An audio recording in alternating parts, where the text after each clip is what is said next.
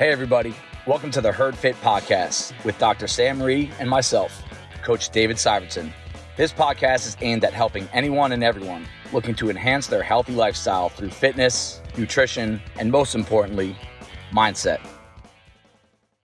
All right, welcome back to the Herd Fit Podcast. I am Coach David Syvertsen. I'm here with my co-host, Dr. and Coach Sam Rhee, and we have a double dip guest list for you today. Thank you so much to Dave Lancelotti and Christine Roeder, not Roeder, and for taking a break from your autograph session outside the lobby. Problem. Just lines of people waiting to get your advice and selfies with you guys after your performance at the Asbury Park Summer Games 2023. That is why we had them on. They both competed last weekend on a serious level. I had a blast watching them and 34 athletes from Bison compete. They're all kind of just like heroes in my mind for all different ways. Really impressive performance, physically, mentally, emotionally for all of them. And these two, I think, have an interesting side to them. I was watching them all weekend, all of our athletes, and I'm trying to think, I could have had any of them on to come on. Oh, absolutely. And because there's a lot of stories behind the CrossFit athletes that competed, the Bison athletes that competed. I think about Steve Ramirez.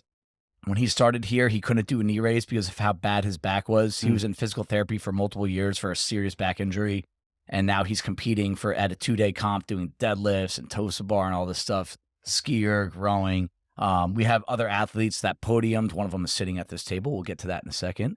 And her name is not Roeder. And we also have people that competed for the first time. We have people that used to compete years ago that kind of brought themselves back. It was just, there's a story behind every athlete that competes there. There's a story behind every single workout. I feel that way about CrossFit in general. Every day I could give you a story about someone at our gym and in a particular workout. And I think there's a lot of good to get out of these two in relation to their experience at the Asbury Park Summer Games that a lot of you guys can get something out of. You could apply it to your CrossFit life, competing life outside of the gym even. And we'll get these guys to open up about some of like their emotions leading up to the competition that I think can help you guys out. But Christine and Dave, thank you so much for coming on and blocking an hour out for us. Dave, Thank you for having us. Dave, hour. All right. I promise. Opening thoughts, Sam, before I get to them on the Asbury Park Summer Games and these two guys. So I was away that weekend. I was with my daughter, but I have to say I watched and heard of everything. And it was almost like I loved listening to people's thoughts afterwards. You know, we met a lot of people yesterday, and I was talking to them. I said, what did you think about the Asbury Park? And I got a lot of feedback from everybody after about a week's worth of reflection. And overwhelmingly, I felt people were changed. I literally could see their minds working after the games and be like, something happened at these games. These are not the same people that came in the week before when I saw them. And that is the kind of change that I love to see. I love to see that. I wasn't there. I could see what made them better just afterwards. Christine, opening thoughts on and again, we're going to get specific, but just your opening thoughts on the experience itself and what it did to you. So I just want to quickly backtrack. Sam, you probably don't even remember this, but I think it was in June, and it was after 6 a.m. and you were like, oh, I heard you're signed up for Asbury. And I was like, yes, I'm signed up. I'm very nervous. And you're like, who's your team? And I was like, it's Amy and Kelly. Like, in my mind, two of the fittest people I know. And I was like, yeah, so not sure how I landed on that team, but I'm very excited. And you said to me, you're like, you know what, Christine? It takes 3 legs for a stool to stand. And when one of those legs is missing, the stool can't stand. And that resonated with me. I felt like, you know what? I'm going to give it my all, and my all will be good enough. And I'm just as much a part of the team. And so I was like, I'm going to do this. And I feel like it's something you said you probably don't even remember, but it kind of like stuck with me. And overall, I had the best weekend ever. Awesome. Great opening words. Dave, opening words on I think pivoting off of that, I think that most people think a situation like this isn't for them. And I think until you actually put yourself out there and put yourself in it, you don't really realize what you're capable of. And I want to echo what Christine just said. I told someone who my team was, and without going into specifics, there were some comments about, oh, well, what division are you going to be in? Or how is this person going to perform or that person's going to perform, until you actually put yourself in a situation like this. And I'm going to get specific later. There was a member of my team who performed well above and beyond what anyone thought they were capable of. And they'd have never known that if they didn't put themselves in this particular situation. And so that goes to what Sam, you were just saying about being slightly changed. You do something like this, you come out of it, it's like your mindset can never go back to where it was before you try. And I think what a lot of people can relate to, these two sitting up here right now, they're not pro CrossFitters. They have careers, and Christine has 4 kids. I'm sorry. Semi-pro, maybe. I'm sorry, Dave. Did you have us confused with someone else? You know, when I say that, you know, between job and 4 kids, it's almost impossible to put everything you can into training for something like this. And I think that's a fallback. That's a reason why many see something like this and they're like, it's not for me. I have too much going on. I'm too busy. These two are very busy as well. I know them personally. Trust me, they're very busy. They don't have time for this either. But, you know, we just got done talking about our social media episode last week, and Dave and I had a little conversation about it. You do have time. And you don't need to sacrifice your entire life to sign up for something like this. I mean, looking at the crowd that competed down there, you know, it was a lot of normal people, you know, especially when you start getting to some masters competing.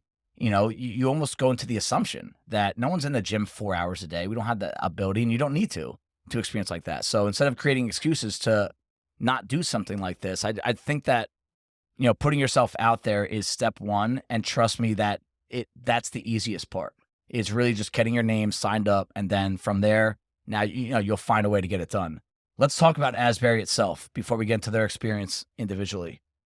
This started in 2017. It was actually teams of 2, and one of us at this table, if I remember correctly, actually podiumed at the first ever Asbury Park Summer Games. Old history.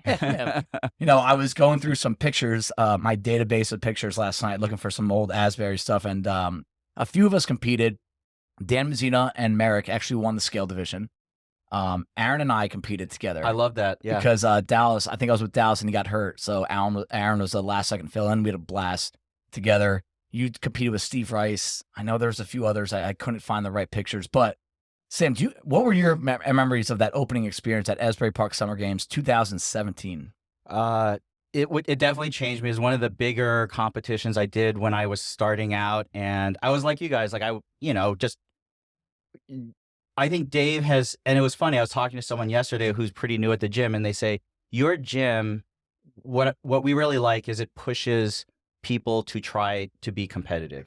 It's not like you're forcing it down people's throat, but you realize the value of even ordinary athletes being put in a competitive setting. And that's where I started. I said, well, I'm a pretty ordinary athlete, but I will try. I got paired up with Steve Rice. And I think it was one of those David and Goliath type things. Like, he's a big guy, Strong, great lifter. Strong. I was more of a like energy kind of motory kind of person. Yeah. And so we paired up really well together. And the biggest memory I have, and Stevie is like, he's my partner for life. I still see him like, and I'll be like, partner, like we'll always be partners, no matter what. And that was really special. But we finished and we were really psyched because we were, I think, in third. And then they said, hey, there's another playoff WOD that everyone has to do. Like a surprise. Yeah, I don't think they told us. So that picture wasn't the podium? No. So what happened was Stevie was ready. He had his cooler and he was like about to pop a beer, and he was like, what? He's like, no. Like, he was exhausted. I was exhausted. He was wheeling his cooler out, and I was like, dude, let's just stay and do this. And when he found out it was pull-ups, he started running faster out the door, and I said, no, let's just try it. So we did it, and we eked out third place, which I'm very proud of because there were some really awesome athletes at the time. Yeah. And it was amazing. And the group that we all hung out afterwards. Yeah. At Sue Walsh. Yeah, Sue Walsh's house, and like all like borderline rhabdo, like really messed up. And just like, wow, this was special. Like, I'll never forget that. And that's the kind of thing that these comps kind of do for you, you know? Right. I mean, take the competitive side out of it. I mean, in relation to what you said, you know, our gym pushes people to compete. It's not necessarily just signing up for competitions, but I do feel this way. If you're not doing CrossFit for reps or for time, you're not really doing CrossFit. You know, like if you're doing thrusters and pull-ups just to do thrusters and pull-ups, you're that's a workout, but you're not doing CrossFit unless you're doing it for time. Measurable. Yes. And you know, what's a competition is like it's the highest intensity level of putting yourself against the clock and for reps. So that's just another way to think about it. If you've, you know, I actually tell people if you're in a lull, you're in a rut, feel like you're not that motivated, you sign up for a comp. It's actually, you know, you don't wait until you're motivated to sign up for the comp. And that's why I do think our gym has such a presence. We had the most people, Bison had the most athletes signed up from one particular gym at Asbury Park Summer Games. And it's part of our culture, you know, and it's not full-time athletes that are making the games. It's just, we like to push ourselves. And if I could jump in, I don't think that just signing up for a competition, I don't think it's always the goal is to be first, second, or third, for right? sure. I don't know that podium is always how we should be measuring the Of results course at a not. comp. Yeah. Because I saw things that happened just this past weekend at other comps since I started. I'm relatively new to the competition type, you know, side of CrossFit. Right. And Sam, you're right. It was this gym that kind of pushed me towards doing that. I've always been competitive. I've always had that itch playing team sports my entire life. But I think I'm also very social. And I think this scratches both of those itches at the exact same time. You cannot duplicate the 50 or 60 people we had sitting under the tents over this past weekend. You bond with those people in a way, and the people who come to watch, taking time out of their day, not competing, but taking time away from their family and friends and lives to come support us and watch us. So when we measure success, I'm not 100% sure it's always related to podium in something like this. I saw things, like I said, over this past weekend that someone would have had no idea they could do, and they did. So I think your measure of success is different for every person, right? And I think 35 Bison athletes last week all succeeded in a different way. Wow. Yeah, those are great words, Dave. Thanks. And so 2017, Asbury starts. They did it right. They did it huge. It was in the Asbury Park Convention Center. Is that what it's called? Convention Hall. I think so. Yeah. Lights, stadium, arena seating. We got gypped. You know, it was just right you didn't away. love the grass. I did. I think we're getting You didn't like the porta potties because that was You never go in a day That two was porta potty. Never. highlight of the week. You know, I talked to Grant about the fact that we're going to record this. And I said, we'll give positive and negative feedback. He's a gym owner, CrossFit by the Sea down the shore. And like anyone, they did it. They crushed it, in my opinion. Yes. I have so many good things to say about them. But no matter what, you're going to have things that you want to fix for next year. And we can get into some of that stuff. But this started off as they went all in on this right away. They didn't like start at their local gym and try to build it up just a little bit. And I really think the next year you had names like Chandler Smith, Christian Harris, Joe Piero, Tim Carroll, Ian Berger, Meg Reardon, Christine Best. They had multiple games athletes at this thing. And then they became a sanctional. You know, back when CrossFit was having a lot of movement at the top, and they started taking away regionals. And they started making sanctionals around the world that you go to that comp, and if you win it, top 3, whatever, you go to the games. Asbury was one of them, and then COVID hit, and it really kind of put a speed bump / stop sign into the competition itself. But Grant and Ashley Golan, they really, you know, and I know they've had some help from others, a lot of the volunteers, but they've really been the engineers behind that whole thing. And they took it from something that they just took a major chance on to something that's probably the premier East Coast outdoor CrossFit competition, Right. Outside of the games. I think Lauren Khalil was there covering it, was she not? Yeah. Yep, she was. So it's really becoming, I think it's only going to get better now that the pandemic's in the rearview mirror, and they had to do everything outside this year because there was an issue with the building, I believe. So I believe that they'll probably have a dual floor at some point, something outside, something inside. So I think it's just the beginning for those guys. I think it's going to continue to get better and better. So Christine, Dave, what was training like for this? I want people to know this. Like, were you guys coming in 3 days a week, just practicing the WODs? Were you practicing certain movements? You know, Dave, I know, is very strategic. You know, he likes to reverse engineer everything to get the most out of himself and his teammates. And he likes the communication factor. He's very good at it too. And I saw them here at Open Gym a lot. So Christine, you first. Okay. What was training like once you saw the So, workouts come out? For all of you out there who think you need to be here training every day, all day, first of all, I feel like coming to a daily WOD that you programmed, Dave, Yep. that was my training. That was a lot of it. Was your mindset different? Yes, I think it was in the back of my mind, and the entire summer, and I joked with a few people under the tent while we were huddled together that this was my lost summer, and then I found it this weekend. But no, I think it was always in the back of my mind for WODs. I think I would be like, oh, we're doing dumbbell snatches today. I need to be there. I need to work on it. I'm going to try to do some unbroken.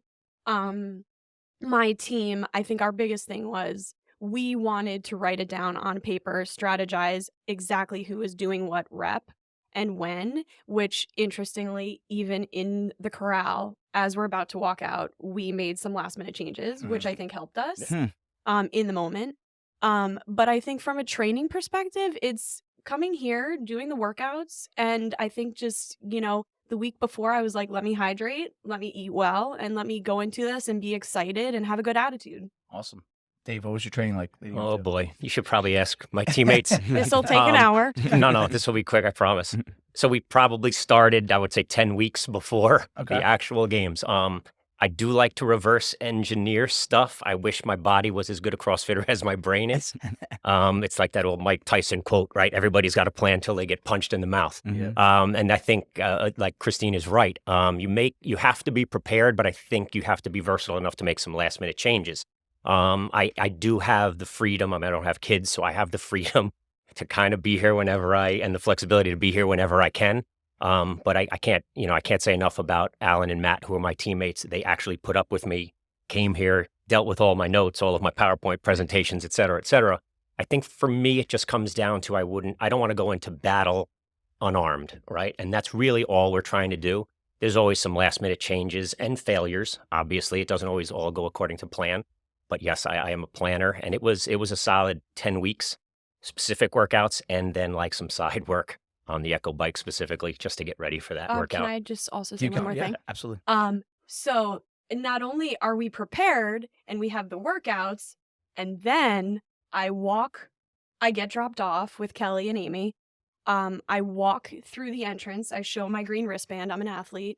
I see Julia Kelly coming towards me to give me a big hug and a look of a little bit of fear on her face. And I'm like, hi, we're here. She's like, they changed the first workout. And I was like, I'm going to throw up. I'm a mom of 4. I'm 38. What am I doing? What?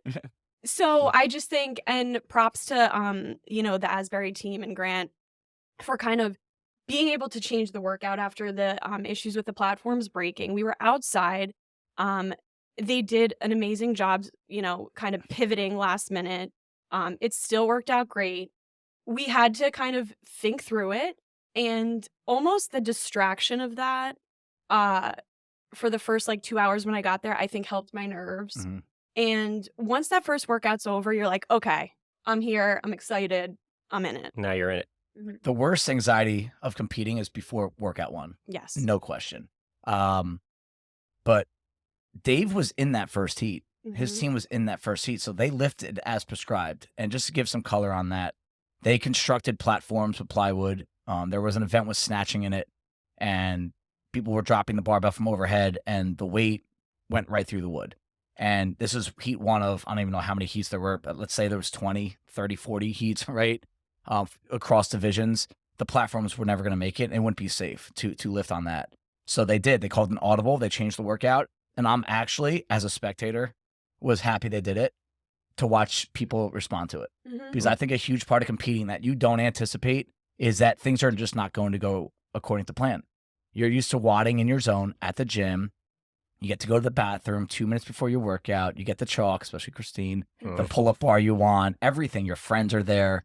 When you compete, you have to wait 40 minutes sometimes after warm-up before you work out. People freak out. I've seen people freak out, get pissed, and they don't become themselves, and they're always finding a reason why to be upset. And I remember just watching people respond to the information being let out that they changed the workout. What'd they change it to? So they changed the snatch to a 12 rep max front squat. Oh. And the thruster. Yeah, and the thruster was changed. Thruster was changed to a 4 rep max squat clean. Squat clean, Yep. yes. And then they kept the 6 rep max. 6 hang clean power stayed the hang same. clean, Right. Yeah. Okay. So they basically kept everything in the front rack because they had the little crash pads on the wood. Oh, right? I see. Don't need to get too specific with that, but I really do think that the best competitors are not always the fittest. They respond to adversity the best. And that's something you can have a lot of control over. And I was, for the most part, Bison, really proud of them. Just watching, like, at first you're like, what? Wait, what do I have to do? And then you circle up with your team, you come up with your new plan, you go execute.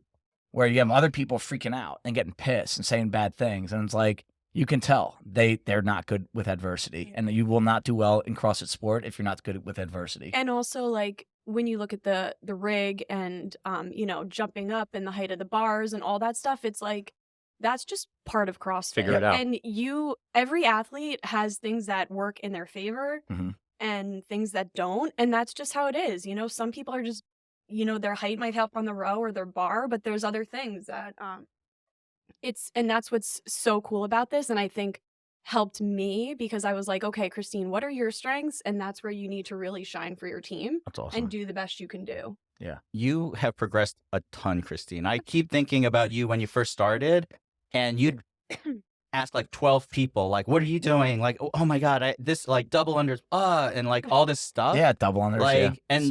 and now every time I see you work out, it's like you have way more self-assuredness than you ever had. And the fact that you competed, you were, with a team, you did all these things that, like you said, I talked to like 8 people yesterday.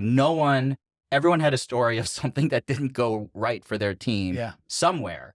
And that was just all part of it. So the progression of athletic maturity that I have seen for you plus everybody else, it was like, that's impressive. Very, very impressive. Yeah, I feel like until I did CrossFit and even until I came to Bison, I didn't look at myself as like an athlete, a competitive athlete. And I think you have a competitive nature in you. Some people, it's really intense. Some people, maybe not so much.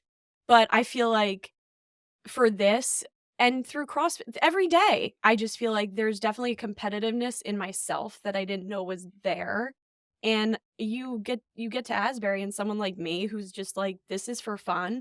In my gut, I'm like, give it your all. You wanna win. You're there competing to do your best and try your best and win. And that's kind of what makes it fun for me now. I think some people think that that's just in you or it's not. I Totally. don't agree with that. I think you put yourself in a situation and surround yourself with good people, and they pull it out of you, and you pull it out of yourself in that setting because you're relying on each other out there, right? You're adrift on a life raft. You're either going to paddle together or perish, right? And that's what happens. You pull that stuff out of you, and it's something you don't even know is in there until you put yourself out there and put yourself in that position to do it. So, Dave, to build off that, because my next question was going to be I want you to touch on a little bit of individual / team competing. And we don't want to get into individual. What is it like to be on a team? In a lot of cases, I've always said it's more fun, but I also feel more pressure because there's other people depending on you. Now, you get to depend on them too. What are some of your thoughts on the fact that you're on a team and there are things that you have to do to step up? Whether it's, honestly, the strategizing part of it, because if you didn't, who knows what would have happened to your team. And B, physical performance. There's movements that Matt and Alan are better than you at, and there's movements that you're better than Matt. And you have to, you have to be able to say that to a team. Like, hey, I'm better at this than you. You're better at that than me, and no egos are involved. What's that dynamic like? I think it's natural for me because I'm a team sport guy, right? I was never like in an individual type sport. And I think I'm going to give myself a shameless plug. I think I might have been the oldest Bison athlete out there this weekend. You were.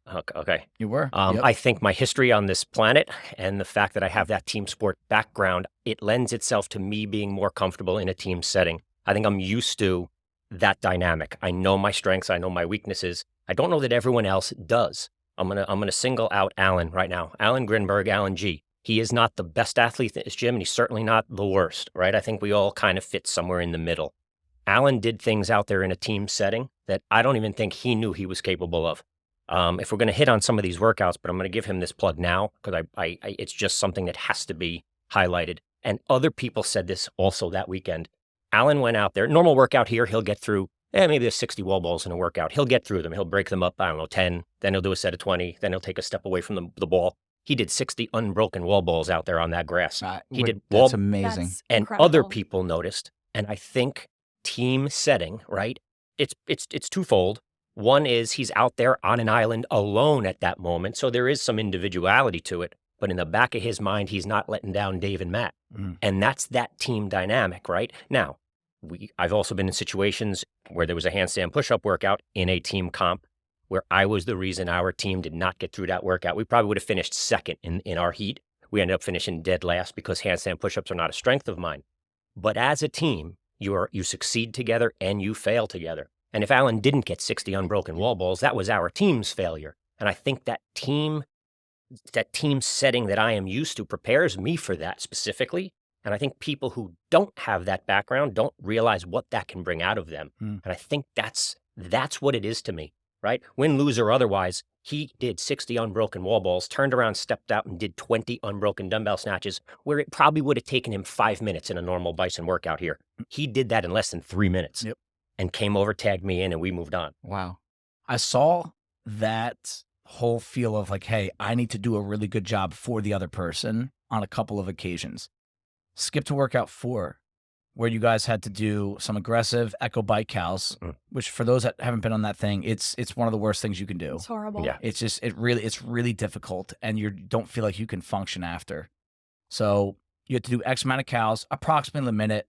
All right, some people go a little faster, some people a little slower, but it's hard a minute.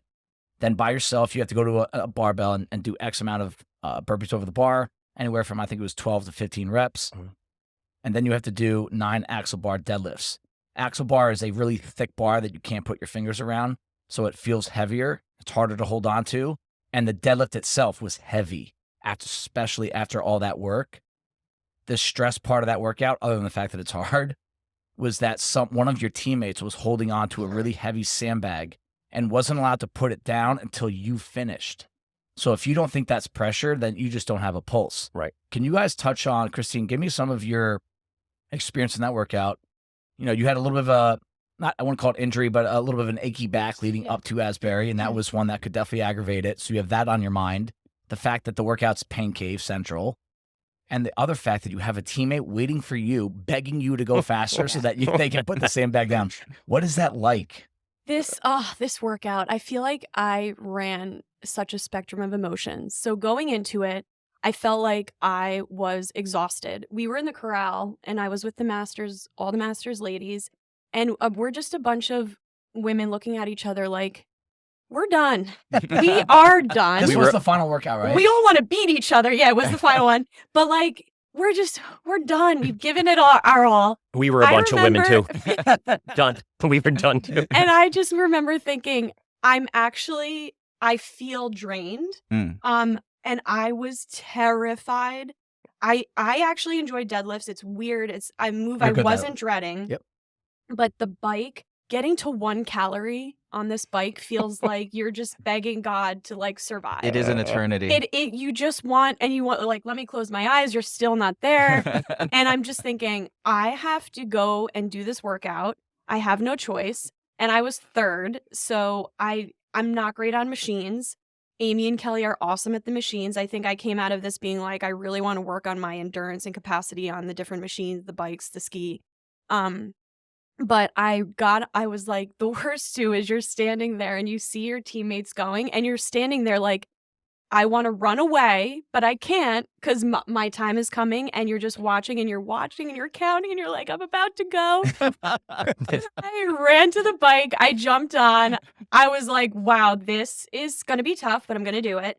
And I see Kelly holding the sandbag, and I'm like, I got to get through this. And I got through my first round, and then you have to do it all again. Everybody goes twice. That's the plan. And I will say I went into this dreading this workout probably the most because of the bike, and I knew I had to be on the machine. And we had strategized. Amy did a lot of the machine work, the workouts prior. This one I had no choice. So I remember holding the sandbag and kind of looking up, smiling. I can feel everybody behind me, like all the family and the fans, and just being like, I have one more round, and I am so happy. I'm like, this is awesome. I gave it my all. I did my best. And the MC, all I hear him is he's chanting our team. And then my turn Bison again. blondes. And I'm like, oh my God, why is it coming down to me again? Can't it be Kelly or Amy? Can't they be the athlete here that everyone's begging to hurry up? And I did my best, and it ended up being the one workout I dreaded, and I felt the most accomplished after that workout. It's pretty awesome. That's awesome. Yeah. Dave, thoughts on that same idea? I'd like to get your feedback on, you touched on Alan really extending himself for the team. If that's a Bison Watt here by himself, probably doesn't get that same thing, that same score. But because he's doing it put yourself in, now you're in those shoes, right? You're the one on the bike. You're the one doing the burpees. You're the one doing the deadlift. You're trying to get this stuff done so your teammates are not suffering. What's that like?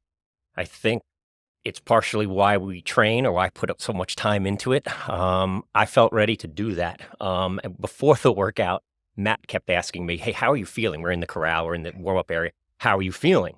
And I literally thought he was concerned for me. And I just kept blowing him off. I'm going to be fine. I'm going to be out there. I'm going to be sweating and bleeding right next to you. Don't worry about me. He's young. He kept, come to find out, he was asking more because he wasn't feeling so hot. So we're at the start line, and he's partner A. Partner A in that workout had the hardest job, Yes. right? They're on an island. Yeah. They had to do the 15 I cows. felt so bad for person A. They had to burpees. do both Yes. rounds. They knew they were going and doing and both rounds. they didn't get to share the bag with They had someone. no help in round one. Yeah. Round one, they Correct. pick up that bag. I run out, start. I think the anxiety I had there, and this is what Christine just said, as the other person is on the bike and then they're moving to the barbell, right? You realize it's about to be me. And I knew I was ready. This wasn't handstand push-ups, so I was going to be okay. Right. You're a good deadlifter too. Deadlift is one of my strengths, and I know you can just grind through that bike. And obviously, we can move the machines a lot better. We have some more mass behind the machine. So I was planning on spending, 23 seconds was my fastest time to get to the 15 cows if I'm cranking.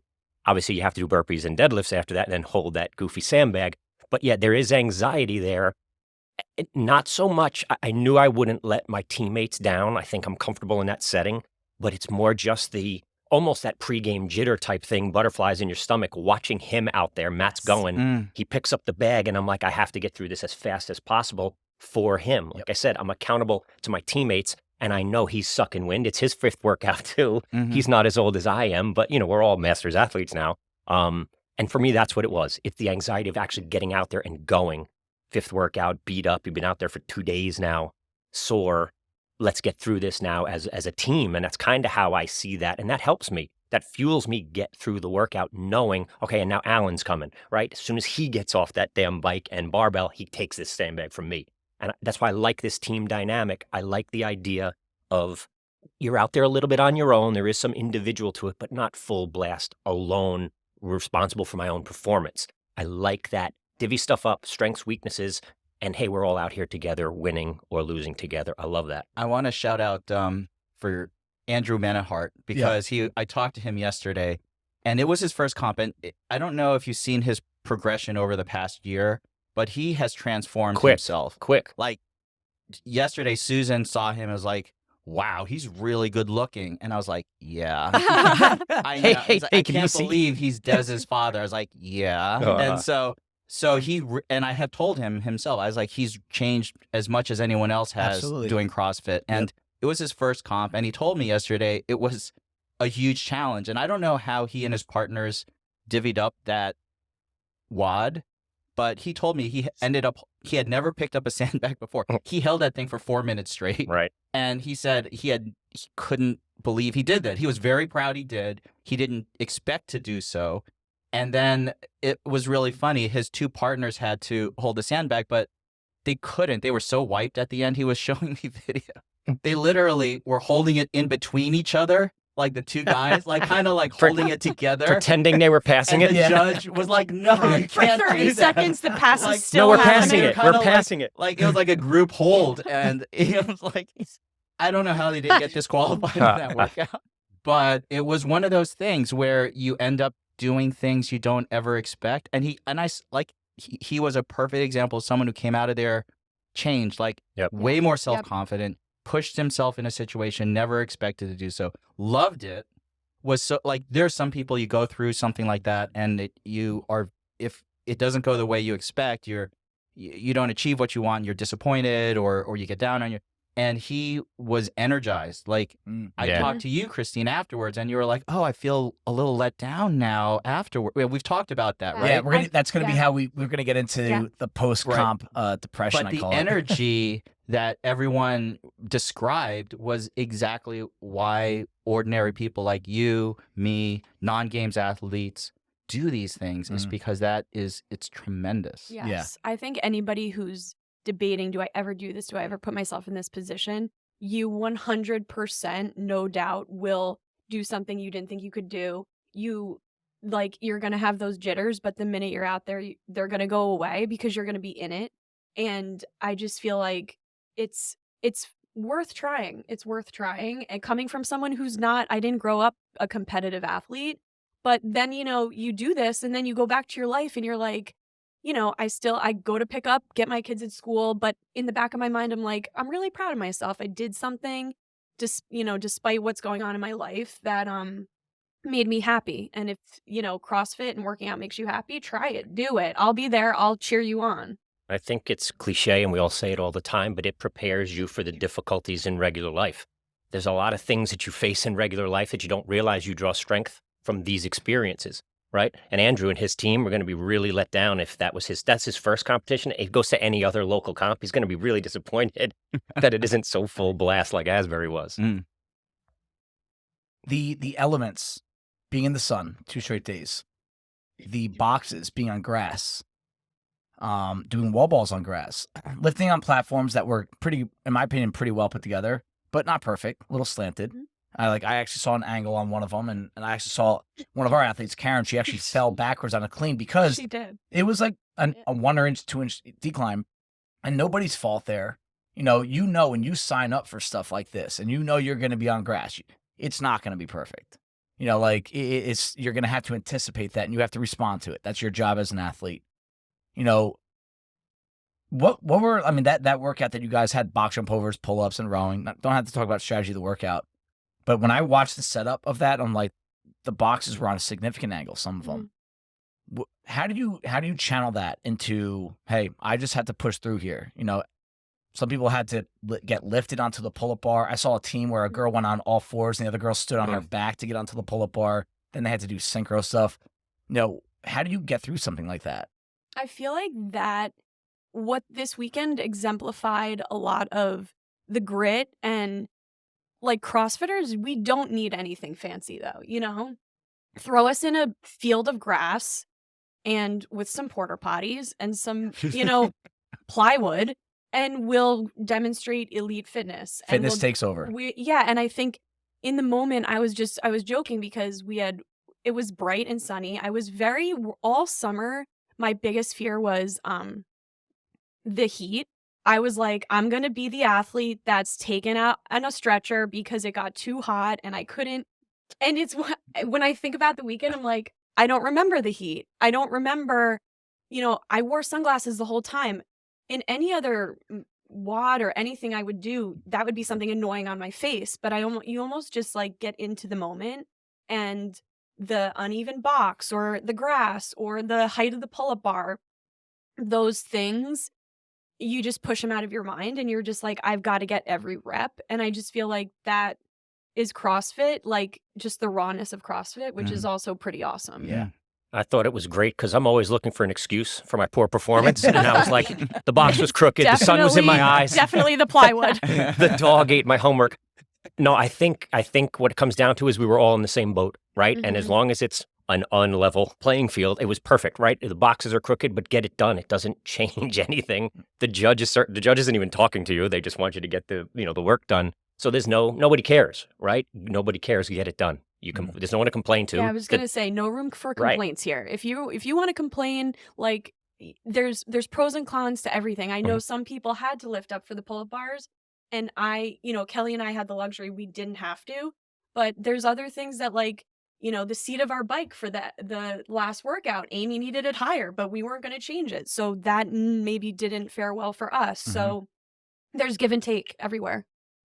I was going to ask you, Dave, you watched everyone move, and I saw a lot of video and so forth from people posting. What did you think of the quality of movement of these athletes? Because I thought it looked pretty awesome. from what I saw. Really proud, like more proud even than scores, to be honest with you. And that comes from a coach perspective. Like I know, like not everyone needs to think like that, but that's just what I do. Like every day you're evaluating how well people move. Every now and then someone lifts big weight, like, oh, cool, nice big lift, but it's always the quality of the movement that you remember. And I did say this out loud. I might piss some people off, but I was like, our athletes stand out among just quality of movement. Like I look at some people. I actually told one of our other coaches that I was watching. I was like, it's clear that some of these people have never been taught how to do toes to bar or pull-ups or stringing stuff together. It's clear no one's taught them how to turn around correctly, efficiently on a box jump over. They just do it, and it's fine. For fitness, it's fine. And again, you have to draw that line of don't overanalyze and stress someone out. But I'm all about, I always want to teach someone how to do something a little bit more efficiently so they simply get more output out of their workout. And I've always said this. I'm very candid about saying that I'm not a good natural athlete, and I always will find little things to maximize what I can do. And it works. And I just remember watching some of our athletes do the synchro toes to bar, which is so much fun to watch, watching them skier even, just like get your hands as high as possible instead of like getting it to your chin. And then why is this thing not going fast? Like I could tell that the athletes we have, whether they're fitter or not, don't even want to go there. Like our athletes are better. No, I could tell our athletes moved top 5% there in terms of quality. I think that's a testimony to you and all the coaches 1000%. here. We remember those things. They stick in our brain, right? And it's reinforcement. It isn't like we're hearing one thing one day, something different the next. The message here is consistent. There's a lot of buy-in, and it's not just like, we're not all drinking the Kool-Aid. It's buy-in because it's logical and it makes sense and it's successful. And safer. It's safe. Safer, yeah, right? and Safer, it's the yeah. right way. And Yeah. I feel like that because of the coaches here and the daily WODs, that was a factor that was taken out of it for all 34 Bison athletes. It wasn't Absolutely. like, Yeah. God, I'm not going to get the dumbbell snatch correctly. The two heads on the floor over my head locked out.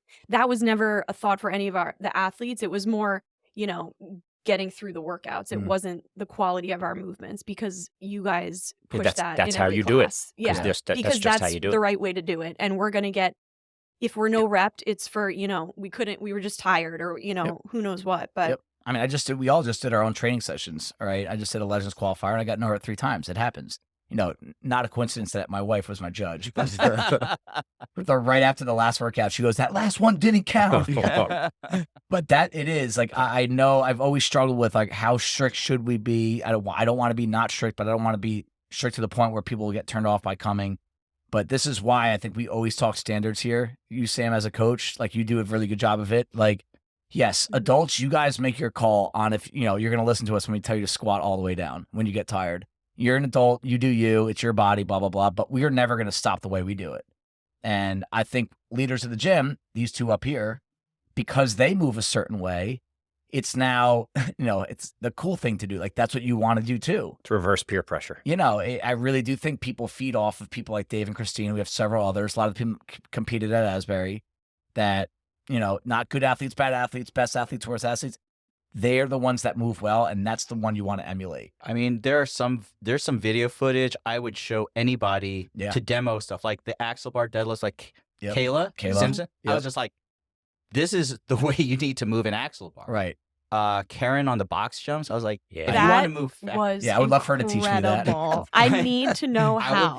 I would put that up there, like, how do you move fast on box jumps? This is how you move fast. Yep. Or Adam Hawkinson and his team on the synchro toes bar. Yep. I was like, these are, and this isn't like demo video where you're making it perfect. This is under the heat of battle, in the middle of a workout, in a comp, and I was like, these guys move so well, and everything I saw, I was so impressed by that. So you got about 10 minutes left, and there's 2 things I want to touch on. They're both important to me. I kind of just want to spend a little bit of time raising up Asbury, the guys that ran it, the volunteers. I always say this about big comps, especially big comps like this. It doesn't exist without volunteers. Like it would not have happened. So a huge shout out to everyone that participated as a volunteer, the judges, all the behind the scenes work. And everything on time. Yeah, that was so down impressive. To the minute. That is helpful for all of us who are like literally managing families back home and, figuring out schedules. I mean, we were in that corral when we needed to be. We were on the floor. That was incredible, and I didn't expect that. Another big improvement I've seen is I competed at Asbury a few times. I've watched a couple. Their warm-up area, again, on grass, not ideal, but it was much more efficient and cleaner than what I remember in the past. I remember in the past, it was a disaster, and it was not anyone's fault that they were really limited with space inside. Outdoor, you have a little bit more wiggle room. And I just remember, like, that's something I look for when people are like, hey, what should I do? I'm like, I got to go look at the warm-up area because I don't know what you have in there. I thought it was well put together, and they were very diligent about, hey, if you're not in this heat, you should not be in here warming up. I don't care if you're one of those people that needs 2 hours to warm up, get out. Being on time, I had a schedule on my phone of what time every heat was, every time a Bison heat was going on, and it was to the minute. It was so easy to plan around. I didn't miss anything that I wanted to go see or that I tried to see. I knew that, like, all right, potty break because there's 8 minutes before the next heat goes, so just a really shout out to how professional it was, knowing that most of the people are volunteers. I like to, there's different ways to measure success, right? I like effort. I think if someone puts in effort and it's obvious like that effort went into something, I think that, there's always going to be Monday morning quarterbacking, porta potties need to be cleaned, something like that. I think that's like backseat driving. Mhm. It was obvious that a lot of effort went into that weekend, no matter how fast they threw it together or they didn't have the convention center inside. I think from the hosts to the volunteers to the athletes to the vendors, there was a ton of effort that went into that weekend. And on my scale, that equals success to me. I didn't go, like I said, the grass was too high. I think it was so obvious there were things out of their control. They're in the middle of a city, in the middle of the summer at a beach weekend. I think everything there showed a massive amount of effort, and I know I appreciated that. You put in effort, that means success to me. That's all. One of Grant's goals of Asbury Park Summer Games is bringing the larger CrossFit community together. Like, we all have our boxes, right? The Bison community, right? We had a fiesta at Sam's house yesterday, great time, right? And those are really important. But I think these are just as important, that you really expand your horizon. Like, there's so many gym owners and people that I used to hang out with, people that I haven't seen in so long, that I really only see them in these kind of environments. And I think that's one of the coolest things that in terms of networking as a professional, but also just as a CrossFitter, like that. I'm talking to people right now that I'm like, oh, I almost forgot about you here. Like, how you doing? Let's update each other on things. I think Grant should take a lot of credit in, and everyone that kind of put all this in. The event is awesome, but getting people together is such a victory, especially what's been going on over the past few years. I would say I asked people yesterday, like, what do you think could be improved? And the athletes were uniformly super positive. Spectators, and again, I wasn't there, so this is all second. And I feel like just listening to you talk about the people who run it in terms of production values, in terms of kind of upping it and making it just look more like a CrossFit Games type of situation or a regional situation. Like, and I think that the fact that if they're planning on making it indoors, outdoors next year, that might help. I heard of one issue with one of those multi-rep lifts where it was supposed to be a power clean. The athlete squatted, but the judge said it was okay. And then after the lift, they said, no, you can't do that. And so they overruled the judge post lift. But then at that point, the athlete can't redo it. Yeah, redo it. Like, they're just, they're just spent. So, I mean, very, very minor things. I mean, if these are the things that I could pull out of people yesterday, then I feel like these guys did a good job. Now, I'm just saying it because I imagine they're always going to want to do better. Yeah. So if they feel like, you know what, we can up the production value a little bit, we can make it look a little like shinier and whatever, or whatever it is, then fine. I mean, otherwise, listen, if you run a comp and it runs on time and everyone is safe and nobody got, major issues and they were able to call all their audibles and get it done, like, that's pretty amazing. Yeah. I would say the one negative I have is it's hypothetical. Depending on 2 straight days of great weather is very risky. Oh, that is risky. I was wondering if it rained. I think they had a rain date, but it was a day. I think it was like during the week. Or I think it might have been on the next weekend. So don't quote me on that. The last thing they posted was it was alternate workouts. Okay. That weren't going to be You can't keep rain dangerous. You can't keep machines out there. Right. Rowers, skis, bikes. How can you hang on a rig with Who knows? rain? Push-ups. I will. Yeah, I will But say. I feel was it supposed to be in the convention center until recently? When I or- talked to Grant before they announced this, Oh, to help us, okay. he wanted to know, is there demand for this, right? I think it was in the winter, early spring. And I said, we'll get people there. And that was really important to him. And he told me then it's all outdoor. Okay. So I think that Okay. was the original plan. Yeah. But I do think in the future it'll be back inside or split. It was the Zoom call. So like I said, I go back to effort. They had a Zoom call the week before to go over any questions, anything, with all the standards and everything. Nice. And it was on there that they said, because someone asked, what happens if it rains? They said, we have alternate workouts to replace workouts where the rain would potentially make it dangerous. Okay. And if Yeah. it's lightning, you cancel it. I mean, that it happens. I competed at Wadapalooza in 2016 doing a 185 overhead squat in pouring rain. I know. Hands were slipping as I That was was squatting. dangerous. Yeah, it was dangerous, but I do, again, you got to roll with the punches or don't sign up, Yeah. Last thing, guys, what's next for you two? Because I've made some jokes with some people at the gym because I've been through this and I've seen it so many times. You come back from a comp pumped for like a day or two, and all of a sudden you hear like the violin playing when you come in the gym. Like, what am I here for? What do I do now? Because you guys put a lot of thought into it. And it's not just the physical training, it's the mental. Like right now, there's a lot of people doing these Legends qualifiers and it's stimulating. You're motivated. And like you have a why. What is your why now? What do you do? Are you looking for something else to sign up for? Do you want to go back to the drawing board and take 6 months to rebuild yourself and get ready for the Open? Like what's next for you guys? And are you going through any sort of like post-comp dopamine crash, depression type? I was definitely sad on Monday. Yeah. I feel like one of the memories I have from the weekend are mostly like huddled under the tents and all of us together. Elena, Adam, their family came with their kids, Mm-hmm. spent 2 days. Like that's precious summertime. Mm-hmm. I feel like I was like, I miss everybody. I want to redo it without the jitters and kind of soak in every minute. But I just felt like I miss everybody. But I also felt like there's a lot of stuff I want to work on. Do I want to do this next year? I mean, I still laugh because I'm like, Christine, you're a mom, you have kids, like you're in it right now. I mean, I'm potty training twins. So I feel like that's the hardest WOD anyone has to do. You'd rather be on the Echo Bike. So I exactly. I'd rather do axle bar deadlifts. Yeah, that's crazy. And I laugh because I'm like, this is my life right now, but it's also awesome and it makes me happy. So that's why I want to keep doing it. That's awesome. It's a but mixture. It really is. It's a mixture of you emotions. have so many emotions, It and I is. didn't know I'd have that many. And I feel like I was definitely, it was in the back of my mind, but it wasn't until the 2 weeks prior that I was like, okay, I gotta like get in the headspace that I'm going to do this and I have no choice and I can't back out. But I would love to do something else. I don't know. Love it. I think I'm always kind of all in, and everyone who knows me, it's like I don't ever have like an off switch. So I'm gonna give you an example of just Matt from my team, Matt Lucas. We're in the middle of, I don't know, workout 3 or 4, finishing up, and he's like, I'm retiring after this. I can't do CrossFit anymore. I hear that all the time. I weren't will even say, done. at one point I was like, I don't want to do this. Why do I do this? I don't want to do CrossFit. We paid to be here.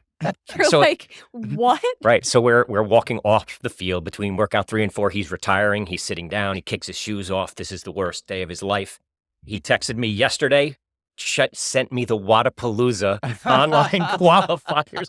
So he went from Asbury Park, retiring. Now all of a sudden we're good enough to do Wadapalooza in his brain. I think So- if you don't think that at least once during a comp, you're not human. Yeah. Yeah. Oh, I have text Agreed. messages that I've sent. Like I telling Ash I can't do this anymore. Yeah. Absolutely. Yeah. Yeah. Yeah. I think that's a natural ebb and flow of what we all go through as human beings and especially as athletes. It's a difficult thing. There are, one-day comps in the area are a certain animal. What we did was a completely different thing, right? And I I will mean, say the 2-day was intense, Off and I the don't think I charts. realized what I got into So until I was like, true. these are 8-hour days. and forgetting that, go back to effort. We had to make arrangements to get there, Mhm. right? Whether you drove home back and forth an hour and a half or not, or VRBO houses, hotels, meal prepping wherever you go. Oh, you guys spent so much time preparing all that. That was very, very intensive. And you can't discount that. That is effort also, right? So on top of all the workouts and performing and being out there with your teammates, you're doing all this stuff behind the scenes. Like I kept yelling at, like Matt had a bag of Pringles or something in his stuff. I'm like, what the heck is that? And he's like, oh no, it's my wife's. It's not mine. I'm not eating them. And I'm like watching everything he took out of his bag at the house. So I think but that adds to the dynamic and that adds to the community aspect of what we all go through, right? I never met Matt's wife really before this weekend, but you live with someone basically for 2 days straight. It gives you a different perspective on everybody. I now know what makes Matt tick more than I did walking in this door, right? Every single day. Work out with him every single day for 2 years. That's awesome. You learn the dynamic, how he treats his wife, how she treats him, et cetera, et cetera. So, I think moving forward, everyone needs to you take a step back, you reevaluate.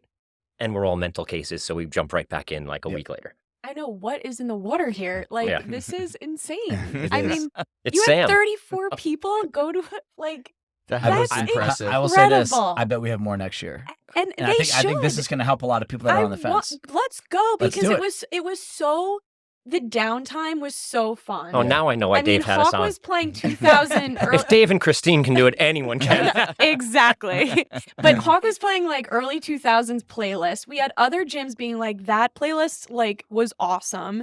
I mean, it was just, I don't know. And Yeah, that was I'll tell my you what. version of fun. Maybe I'm crazy. It was. But It it was a was. lot of our versions of fun. When you do something like this, like if you don't do something like this, the spectrum of good and bad goes -10 to +10, right? Like you'll never be happier than the 10. You'll never be as unhappy as the -10.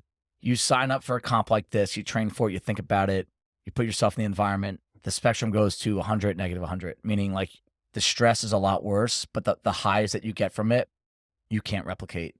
And I think that's something that I want to encourage people, that if you're on the fence, should I do this? Can I do this? Have conversations with any of us with your other coaches, your friends, that you're going to experience highs from doing this that you cannot even fathom by just thinking about it or even going to watch. You just can't. You got to put yourself in it.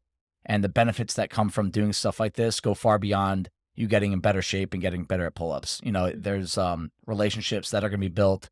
There's experiences that you'll go through. Also, your kids. I mean, my kids came for the last one, and my daughter was wearing the weight belt.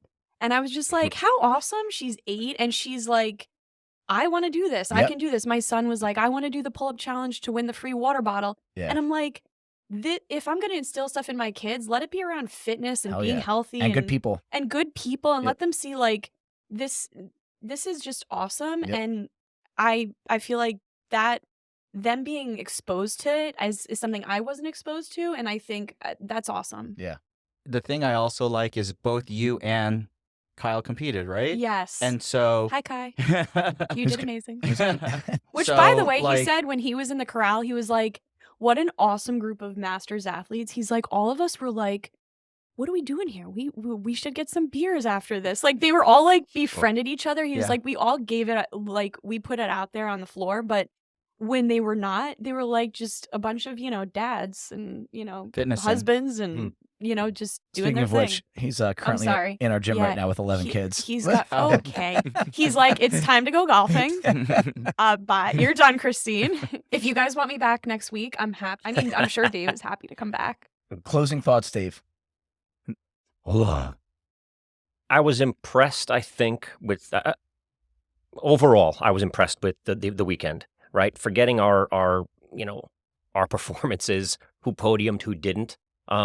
There is obvious interest in this. There were 1,000 people inside that fenced-in area, right? Spectators and otherwise. You can't get 500 athletes showing up somewhere and not realize that there's something more to this, right? Whether, people talk about the future of CrossFit, it's obvious, right? And I think when you see intermediate / masters / RX and then elite, right? Adding categories that kind of probably make people who are on the fence probably feel a little better about doing something like this, figuring out where I belong in a competition like this and actually putting himself out there and doing it. It seems like this is something that should happen far into the future, right? I think there's obvious interest, and I think this is the time to run with it. So anyone, obviously, Dave already said, if anyone wants to talk about this or is on the fence at the gym, if you have 2 or 3 hours, you can ask me. If you want it to be quick, Christine is your girl. I would say thank you to the coaches because I was prepared for this. I was a little nervous because we couldn't find time to train as much as I wanted to because of vacations. It's summer. Yep. But I was well prepared. If you're wondering if you're prepared for a competition, if you come to Bison WODs, you're prepared. And I would say, I'm so glad I did it. It was kind of a very like on the whim. Kelly asked me to do it, and I was like, sure. It was May or June, and I was like, that's August. Maybe I'll change my mind. Can I back out? I'm glad I didn't, and it will definitely be there in my memories as one of the most fun weekends I've had for sure. Definitely. Awesome. Just shout out to everyone who participated. There's so many that we can't really name them all. Mhm. I don't even want But to try.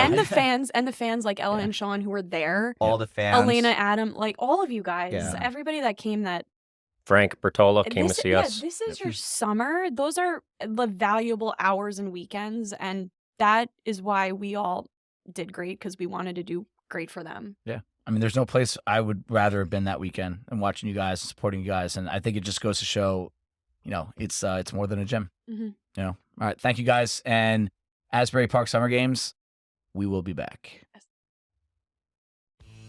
Thank you, everybody, for taking the time out of your day to listen to the Herd Fit podcast.